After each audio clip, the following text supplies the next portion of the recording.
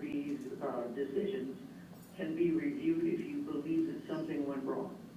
And there are basically 3 different ways that you can do that. First off, you can file suit in the district court and ask that the court punch a reset and try the whole thing from the start to the finish. It's called trial de novo, or a new trial.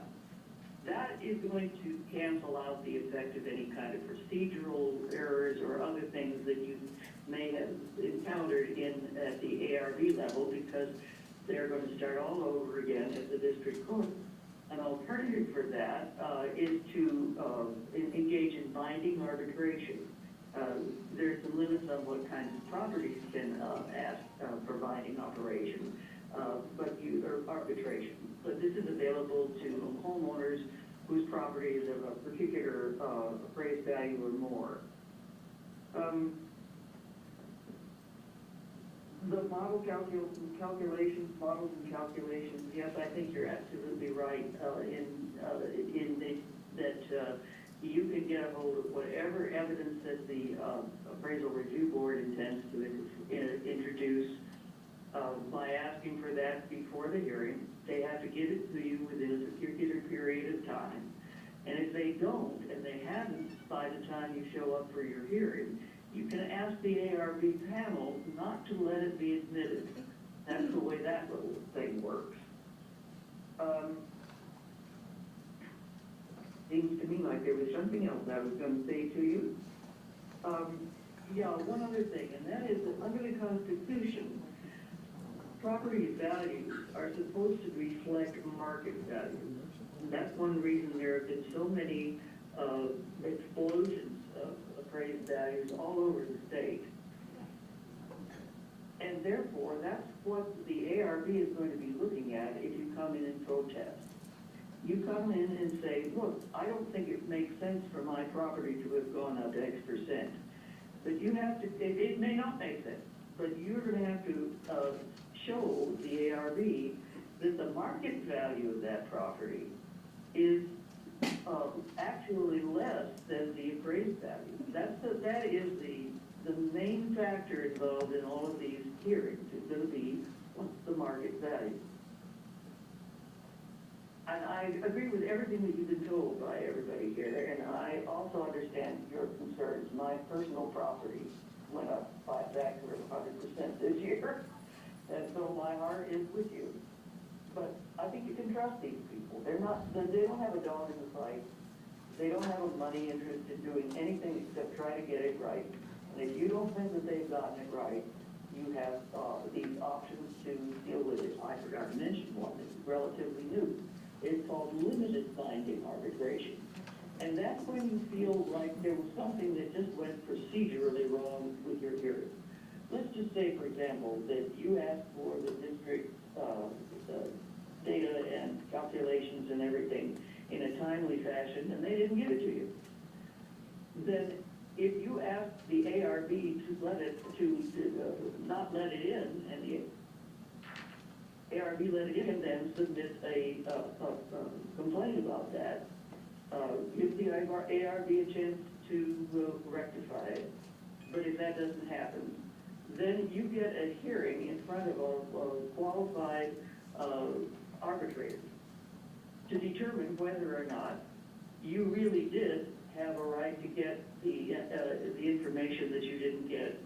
And then the arbitrator will file an order that says what the ARB ought to do about it. That's new, and I've been handling quite a lot of them lately, and I think they're a very good way of getting procedural matters resolved before everything gets set in concrete. Thank you. Yes, sir.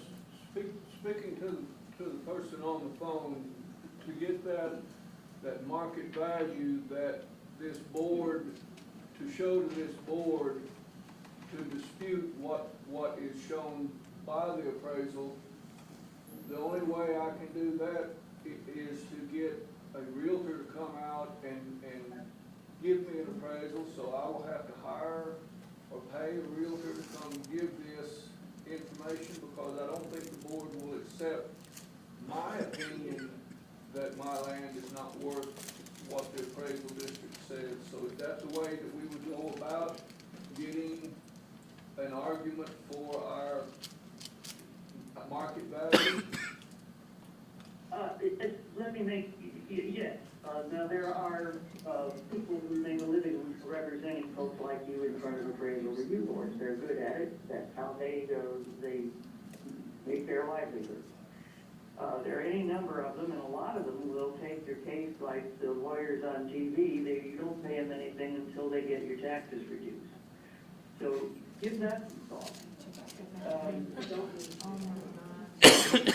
That sounds like a bad idea. Yes, ma'am. I've been a realtor for over 30 years in St. Angelo, unless I'm mistaken, and Mr. Mundell can probably back me up. Realtors are not allowed to do an appraisal for the tax district. There's such a thing as certified appraisers. That's right. They have different qualifications. You pay them an appraisal, might be $500, $600, $700, depending on.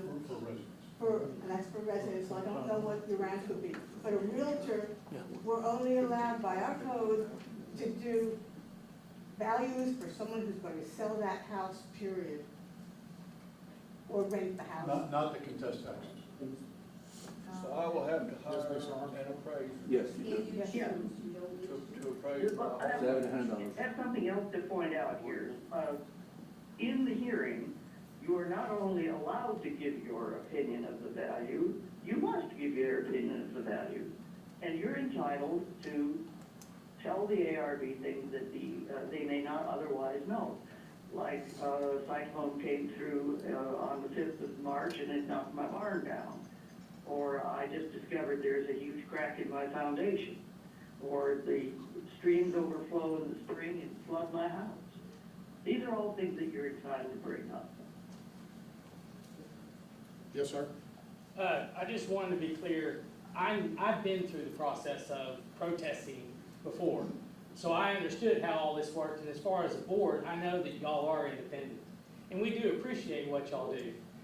And I understand that this meeting there wasn't gonna be anything solved. This meeting has gotten way past what y'all are normally here for. But if all of us individually go in and protest, nothing's gonna change except for our individual property taxes, maybe. But the point of all this in this big group is that is how things change. And this is what it's going to take to cause enough of a stink to get enough people involved. Otherwise, we all just go down, protest, okay, property got a few thousand off of it, and we go home. And we do it year after year after year. Some of us have been down here several times. This has got to stop, and we have to figure out who we go to at the very top to change what's happening. That's right. Y'all are just, unfortunately, here. Y'all just happened to have a meeting after all this blew up. But we have got to figure this out, because this can't happen We will. year after year after year. There have been people that have been running to abolish property taxes in the state. I mean, that has been on, so that's only fueling that fire. I believe my property taxes go to a great cause. I have children in school. I like for my house to be, for the fire to be put out. Exactly. But I would like to have a house that I can afford.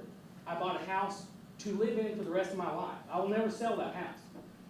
But every year, when my property taxes go up, along with every other increase in this country that's gone up, all it does is make it harder for me to afford that house. True. And just so, I understand that y'all are probably on our side, sitting there, and y'all are only limited to what you can do. But the fact that everybody showed up today in this number, hopefully somebody will get the picture and start looking at the process and say, this isn't right. This is every county in the state of Texas. So whatever needs to change, that's what we want, is to change this. I would like to go lunch now, and I'm sure y'all would too, so that's where I'm gonna go. I think I'm going to